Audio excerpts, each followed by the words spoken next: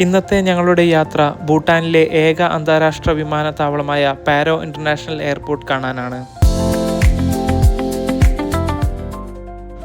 ഇപ്പോൾ നിങ്ങൾ വിചാരിക്കുന്നുണ്ടാവും ഈ എയർപോർട്ടിന് മാത്രം എന്താണ് ഇത്ര പ്രത്യേകത എന്ന്. അത് മറ്റൊന്നുമല്ല, ഇന്ന് ലോകത്തിലെ ഏകദേശ കണക്ക് പ്രകാരം 3,82,000 പൈലറ്റുമാരുണ്ട്. പക്ഷേ അതിൽ 50-ൽ താഴെയുള്ള പൈലറ്റ്സിന് മാത്രമേ ഭൂട്ടാനിലെ ഈ അന്താരാഷ്ട്ര വിമാനത്താവളത്തിൽ വിമാനം ഇറക്കാനുള്ള ലൈസൻസ് ഉള്ളൂ.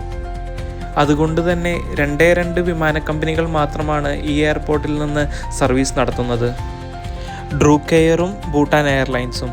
രണ്ടും ഭൂട്ടാൻ്റെ തന്നെ ദേശീയ വിമാന കമ്പനികളാണ്. ഈ വിമാനത്താവളം സ്ഥിതി ചെയ്യുന്നത് പാരോ നദിയുടെ തീരത്താണ്.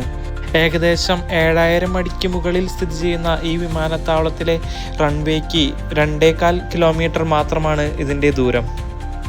ഈ എയർപോർട്ടിൻ്റെ മറ്റൊരു പ്രത്യേകത എന്ന് പറയുന്നത് പകൽ സമയങ്ങളിൽ മാത്രമാണ് ഇവിടെ വിമാനങ്ങൾ ഓപ്പറേറ്റ് ചെയ്യുന്നത്. രാത്രികാലങ്ങളിൽ ഇവിടെ നിന്ന് വിമാനങ്ങൾ ഓപ്പറേറ്റ് ചെയ്യാത്തതിൻ്റെ പ്രധാന കാരണം ഈ എയർപോർട്ട് സ്ഥിതി ചെയ്യുന്ന സ്ഥലത്തിൻ്റെ പ്രത്യേകത കൊണ്ടാണ്.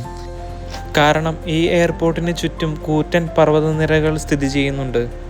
ഈ കാരണങ്ങളെല്ലാം കൊണ്ട് സാധാരണ വിമാനത്താവളങ്ങളിൽ മോശം കാലാവസ്ഥയിലും രാത്രിയിലുമെല്ലാം വിമാനം സ്വയം ഇറങ്ങാൻ സഹായിക്കുന്ന ഇൻസ്ട്രുമെൻ്റ് ലാൻഡിംഗ് സിസ്റ്റം ഈ എയർപോർട്ടിൽ പ്രവർത്തിപ്പിക്കാൻ സാധിക്കുകയില്ല.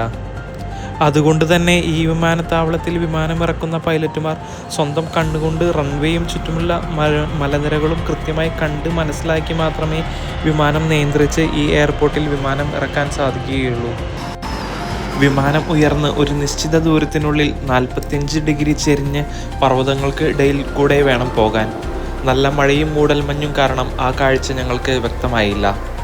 സാധാരണ മഴയും മൂടൽമഞ്ഞും ഇല്ലാത്ത സമയങ്ങളിൽ പർവ്വതങ്ങൾക്ക് ഇടയിലൂടെ വിമാനം വന്നിറങ്ങുന്നത് തന്നെ ഒരു അത്ഭുത കാഴ്ചയാണ്.